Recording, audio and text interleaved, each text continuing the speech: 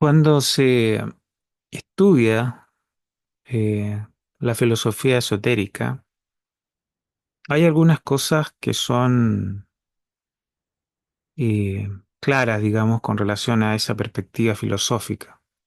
Una, que la verdad, o lo que se denomina verdad, es un estado integrado, un estado unitario, un estado potencial, no divisivo, no fragmentado, no devenido, no creado, no construido, no nacido, digamos. Es un estado que es de por sí autónomo. Por eso a veces se le denomina aquello. No hay concepto, digamos, para que pueda expresar un estado de esa naturaleza. Y en esa autonomía reside la verdad, digamos. En cambio, lo que es eh, dependiente, fragmentario, divisivo, es una realidad diferente, o lo que llamamos en la filosofía hindú, maya, ilusión. En el budismo se dice que todos los fenómenos condicionados son sufrimientos, son insubstanciales y son eh, temporales, impermanentes se le denomina. Y un fenómeno condicionado significa que para su existencia se deben dar una serie de condiciones. O sea, es un fenómeno que depende de ciertas condiciones. La verdad, la realidad no depende, digamos. Entonces, eh, se dice que mientras nosotros estemos en un estado condicionado, ¿no es cierto? Se dice que la personalidad, que son la esfera de la mente, de las emociones, de la vitalidad y el cuerpo físico, es un estado dependiente, es un estado temporal, digamos, son elementos que se congregan y se disgregan. Se dice que hay leyes que operan ahí en ese proceso de reencarnación y karma, ¿cierto? Y en esos estados, o sea, en este mundo material, terrenal, todos los fenómenos son impermanentes y por lo tanto son, por naturaleza, son dukkha, sufrimiento, ¿no es cierto? Como dice, como dice el budismo, ¿verdad? Cuando uno ve algunas cosas del cristianismo, eh, del misticismo cristiano o del evangelio, ¿no es cierto?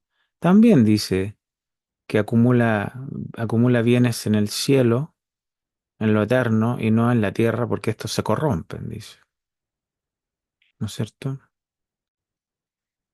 Entonces, eh, a través del pensamiento o de los conceptos, nosotros no podemos acceder a la verdad, porque la verdad, en este sentido, sería un estado unitario, un estado integrado, y es un estado que trasciende los conceptos, los pensamientos, las ideas, las imágenes, que en realidad pueden acceder al conocimiento de los fenómenos, pero no de las causas o los nóumenos, ¿no es cierto? Habría que ir más allá del pensamiento, más allá de los conceptos, para ir a la fuente, a la esencia, a la verdad, a las causas y no a los efectos. Entonces, en los planos inferiores, en los planos de la personalidad, puede haber satisfacción, placer, puede haber una vida que pase por momentos gratos, agradables, puede uno tener logros, eh, puede haber personas que tengan un muy buen pasar económico, social, por un tiempo, porque en este plano, en estas dimensiones que son los planos inferiores de la naturaleza, según la filosofía esotérica, todo es temporal, como es evidente que lo es, o sea, Y por un tiempo nos puede ir muy bien, pero a todos nos espera desde el punto de vista físico el mismo destino. La enfermedad, el envejecimiento, la muerte o un accidente. Esto es lo real, esta es la realidad, este es el hecho, indesmentible, digamos, incuestionable. Entonces no podemos encontrar placer permanente, seguridad, felicidad permanente en un mundo temporal, en un mundo donde el fenómeno de la vida física es un proceso temporal. ¿Ya? No estamos mucho tiempo en este estado material de las cosas. No pasamos por este mundo terrenal por mucho tiempo. Entonces, eh, no podemos encontrar un estado de felicidad o de bienaventuranza que, que sea autónomo, que no dependa de las circunstancias, digamos, porque en nuestro actual estado de conciencia, en el estado de evolución, todos nuestros logros son dependientes. O sea, supongamos que logramos un gran éxito económico. Eso es que ese éxito económico no es absoluto, digamos. Y si logramos llegar al final de la vida con un gran éxito económico, bueno, esa sensación de satisfacción nos las quita la enfermedad y la muerte. Muchas veces me ha tocado escuchar personas, digamos, que me han expresado algunas ideas. Por ejemplo, me dediqué a ganar dinero, me dediqué a trabajar y perdí a mi familia. O sea, tuve gran éxito económico, financiero, material, pero perdí otras cosas. O sea, eh, es complicado eh, tener todo en la vida personal, en la vida del mundo, porque siempre se nos queda algo, o siempre surge algún conflicto, o siempre tenemos temor de perder nuestras seguridades, riquezas materiales o incluso intelectuales o psicológicas. Podemos ser destruidos por el mundo. Podemos tener una alta estima en la sociedad, lograr un gran prestigio y de la noche a la mañana ese prestigio se ve absolutamente cuestionado, destruido y rodamos por el barro de la consideración de la gente, de la masa. La masa es el juez más vil, ¿no es cierto? Un día estamos muy alto en la consideración mundana y el otro día estamos en el suelo, en el barro, siendo crucificados, digamos, juzgados y crucificados de la peor manera. Entonces, eh, en este mundo material, en este mundo de la personalidad, no podemos lograr eh, plenitud. En en la filosofía hindú, ¿no es cierto? En la filosofía, sí, en la filosofía de la India se habla de que nuestra naturaleza esencial es divina, ¿no es cierto? Y uno de sus aspectos de lo que se denomina el purusha, el espíritu, es ananda, es bienaventuranza. Y esa bienaventuranza es inherente al purusha, o sea, él es bienaventurado en sí mismo. No es que él tenga que lograr ser bienaventurado, él es bienaventurado en sí mismo porque su naturaleza trina, en uno de sus aspectos es bienaventuranza. No es el purusha una entidad humana, es una entidad de un orden, de una naturaleza divina. Eso no nos dice la... O sea, nosotros en esencia no somos, nosotros estamos evolucionando en una etapa humana, así como hemos pasado otras etapas de evolución. Pero la esencia, la fuente, aquello que finalmente cuando el yogi o el místico alcanza la autorrealización, en realidad es descubrir lo que él es, lo que siempre fue en su esencia, en su naturaleza, digamos, que fue de alguna forma ocultada en el proceso de la evolución, a través de los velos de Maya, a través de avidya, de la ignorancia, ¿cierto? Entonces, eh, nosotros se nos dice, no podemos lograr la plena realización, la autorrealización en el mundo material, en el mundo personal. Esta es una etapa evolutiva, no es más que eso. Se dice en el cristianismo, ¿no es cierto? Somos peregrinos, somos extranjeros en esta tierra, estamos de paso, pero nosotros creemos que esta es nuestra tierra, que esta es nuestra realidad, nuestra verdad, y que acá vamos a consumar todo. Y no, no es así. O sea, pero claro, estos son los planos, las dimensiones del aprendizaje, de la evolución, del desarrollo, del despertar de la conciencia, del trabajo interior, de los ejercicios de desarrollo espiritual, se hacen en la vida mundana, en el mundo ahí, como dice Krishnamurti, por ejemplo, en la vida de relación, donde surge el autoconocimiento, donde podemos ser conscientes de los contenidos, de las tendencias, de los condicionamientos, escandas, ¿no es cierto?, de que en la vida de relación van surgiendo y ahí podemos ser conscientes, o de ahí puede surgir el conocimiento de sí mismo, la autotransformación, que ocurre en la vida de relación, dice Krishnamurti. Entonces, eh, no lograremos un estado de bienaventuranza por la realización del yo personal, del ego personal, que es más bien una entidad material, terrenal. Sus compuestos son fenómenos temporales y no permanentes. Entonces, eh, no, si lo reflexionamos profundamente, no, eh, si nos centramos enteramente en la actividad egocéntrica, en el logro mundano, no vamos a obtener eh, esa plenitud, esa felicidad, porque estos planos son dependientes, son temporales y todo lo que surge se desvanece.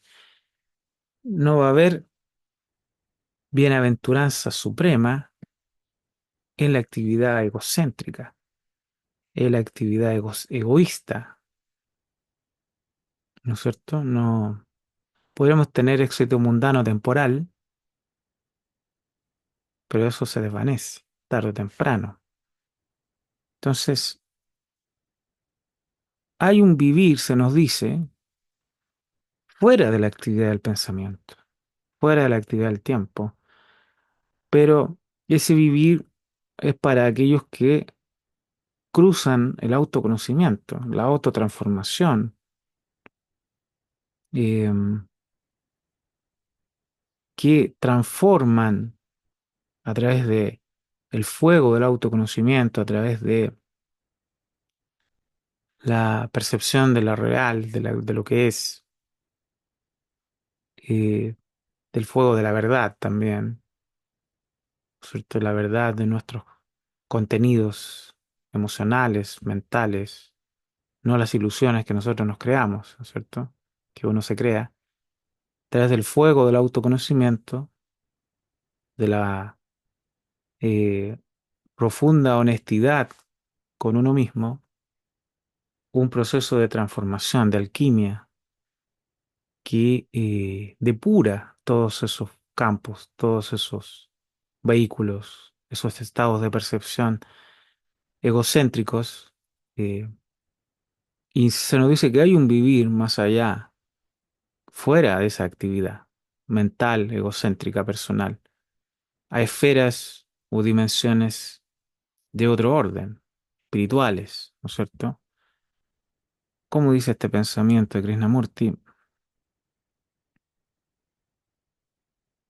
la meditación es estar libre del pensamiento, libre del pasado, de la proyección hacia el futuro, del ego, del yo, de la angustia, de la ansiedad del logro personal o el fracaso personal, o el orgullo o la soberbia del ego, del yo, ¿no es cierto? Libre de pensamiento.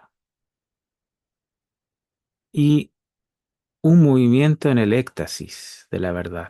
O sea, hay un éxtasis, hay una bienaventuranza más allá de la esfera de lo condicionado,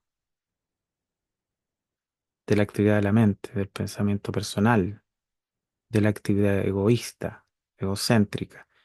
Hay un éxtasis, porque ya no hay fragmentación, ¿no es cierto? Si hubiera fragmentación, hay placeres, hay logro personal, pero no habría éxtasis.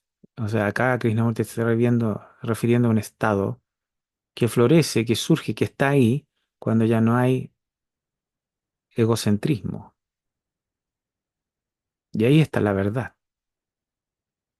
porque ya no hay ilusiones mentales, psicológicas, fragmentaciones, viviendo dentro de la estructura del pasado, ¿no es cierto?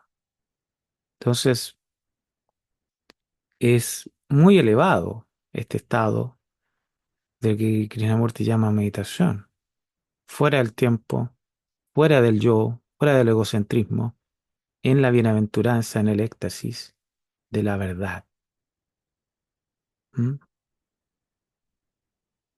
Ahora, no se puede llegar a ese estado, no se puede, no puede florecer, arribar, llegar, como queramos llamarlo, florecer, ocurrir sin autoconocimiento,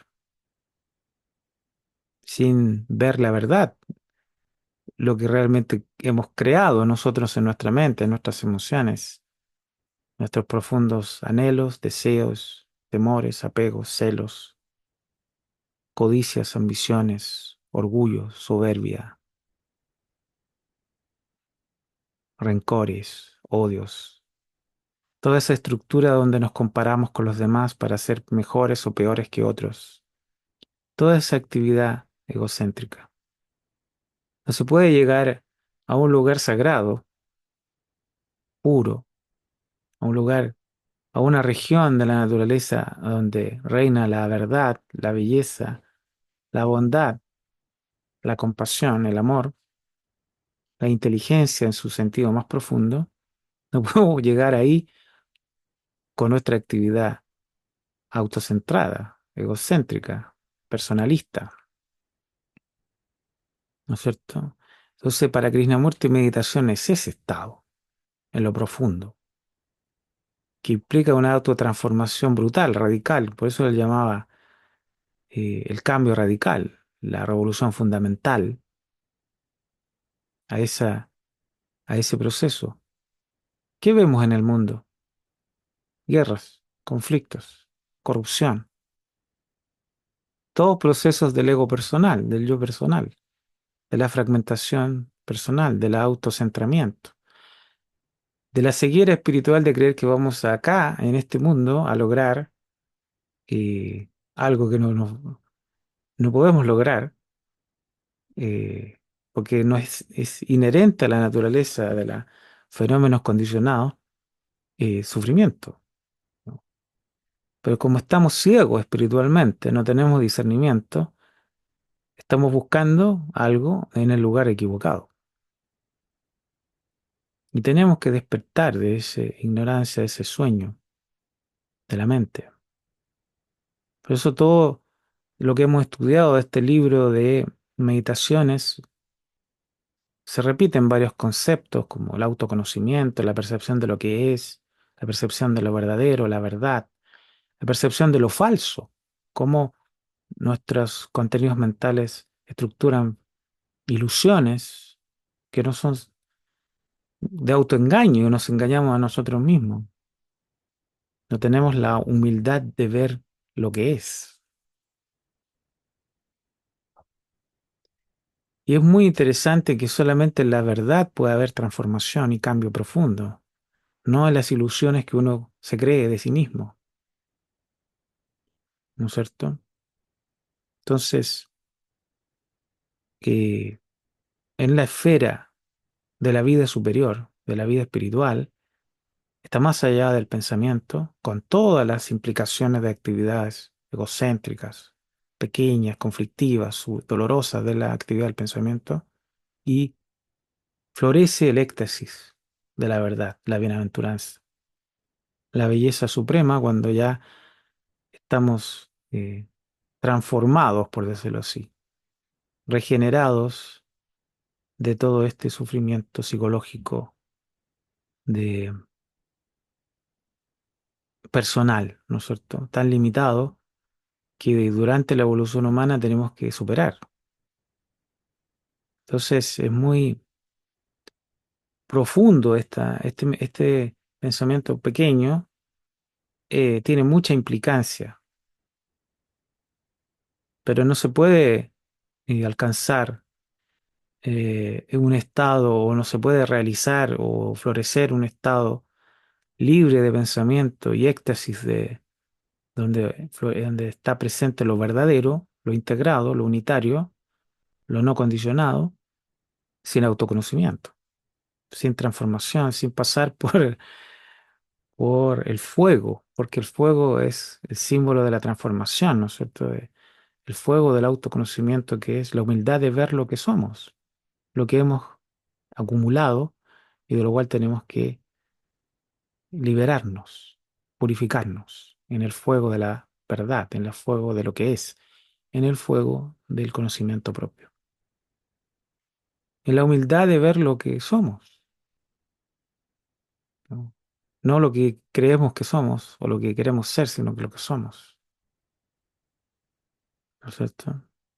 En, que es muy difícil ver lo que uno es, lo que uno ha construido, albergado, cultivado, porque a lo mejor no es muy bonito lo que hemos construido hasta ahora como actividad personal, actividad egocéntrica.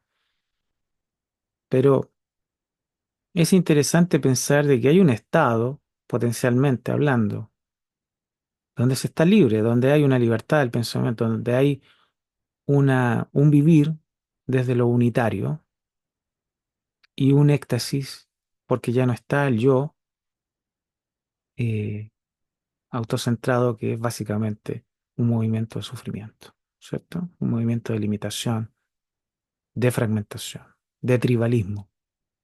Entonces,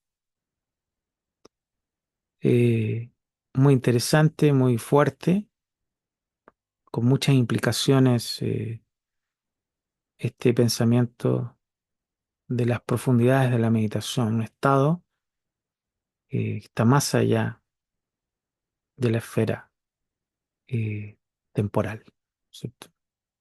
Está en la esfera de lo eterno, de lo intemporal. Mando un abrazo, espero que estén muy bien y si se dan las condiciones, nos encontramos en un próximo podcast y muchas gracias por eh, escuchar.